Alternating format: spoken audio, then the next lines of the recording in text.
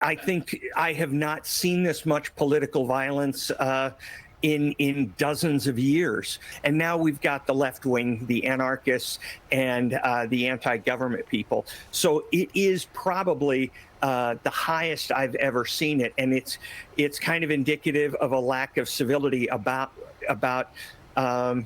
how we address differences. They were respected up until Donald Trump became president. Wanting immigration enforcement was a normal, moderate viewpoint until Donald Trump became president. We all became racist all of a sudden. Is it possible that it is the actions of ICE that have people talking like this, not just getting messaging from the Democrats, but seeing what's happening in their communities? So if you believe that a government agency is doing something that you don't like, and your choices are A, cast a vote, B, use your words, or C, go set off an incendiary device at the federal building in New York City, and you pick C, there is no justification for this. Anybody that works for ICE today will tell you when they were working there under Biden, they were told not to enforce immigration laws. The only difference is the feds are enforcing longstanding existing law, and you have Democrats now demonizing the people enforcing it, and you have people like this lunatic showing up trying to blow up the federal building. Nobody's supporting this. If you don't like what law enforcement did you, then go to the courts, sue, call the ACLU, do whatever you want to do. But you should always comply with law enforcement. If they did, they'd be alive today. I said this a year ago. If a hateful rhetoric doesn't stop, there will be bloodshed. And unfortunately, I was right. Okay, that's the media. CNN now reporting that, yes, the radical left is driving the violence, that it is escalating. Those are analysts like Scott Jennings on CNN. And then Borders czar Tom Homan talking about that, blaming the dangerous far-left rhetoric that's out of control. This goes beyond the recent ICE-involved shootings. A left-wing anti-ICE rioter tried to firebomb a New York City federal building. The suspect is Andrew Arabaka, age 43. He had anti-ICE gear on him. Attacks on ICE agents are escalating. It's astronomical right now. Let's bring in former Trump 2024 campaign deputy communications director, Caroline Sunshine. Caroline, it's always great to have you back on. What's your reaction to all of what you just heard? Let's show the massive increase in attacks on ICE agents after, the ICE shootings that have been going on. What do you think? And that is a disgrace, too. That's got to stop. But, the DHS is trying to stop that. What do you think?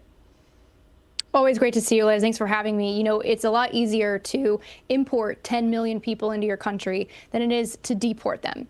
And what ICE is doing is just enforcing the books that have long been on the law, specifically 8 U.S. Code 1325 that says if you've entered the country unlawfully, you can't be here, you got to go home.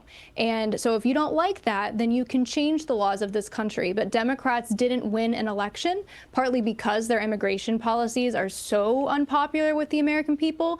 And so since they can't change the law, they've just decided the strategy is to now obstruct the law and try to obstruct intentionally one of President Trump's most popular campaign promises and platforms. And what's interesting is you saw some of those commentators point out President Obama was deporting millions of illegal immigrants, and there were no attacks on ICE. There was no rhetoric like this. There was no excusing rhetoric like this. This is an entirely new phenomenon under President Trump because the Democrats and their media allies know just how popular this agenda item is with the American people. Yeah, there's been a 3,300% increase in vehicle attacks on ICE agents. Now, Caroline, we'd like your reaction to President Trump. He responded to the attacks on ICE agents this morning. Watch.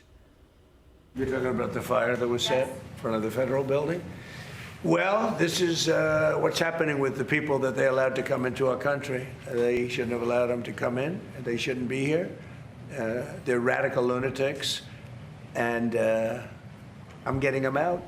I'm getting them out. Do people realize that ICE is following the laws that Congress wrote and cleaning up Joe Biden's open borders? Let's talk about that. 650,000 criminal illegal aliens entered the U.S. over the last 40 years. There was an uptick toward that number under Joe Biden. Transnational criminal gangs, you're talking home invasion gangs, you're talking Trenderawagwa, you're talking MS-13, murderers, kidnappers, and rapists. The American voter sees that that's what Trump is doing, is trying to clean that up. Exactly. And I was delighted to see the president just this past week double down and say that no, the traffic stops that ICE is doing will absolutely continue.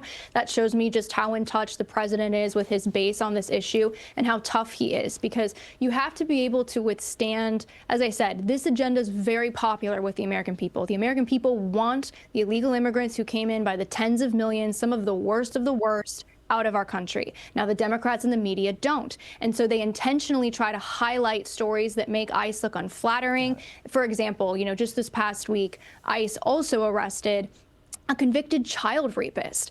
You saw Marco Rubio saying that we're going to go ahead and deport the child pedophile who was here unlawfully that Tim Walz pardoned, okay? But the media never highlights those stories intentionally. That's by design. So the Trump administration is doing a great job, and they need to double down and keep it up despite this pressure. Very, very important. Caroline Sunshine, thanks for being with us.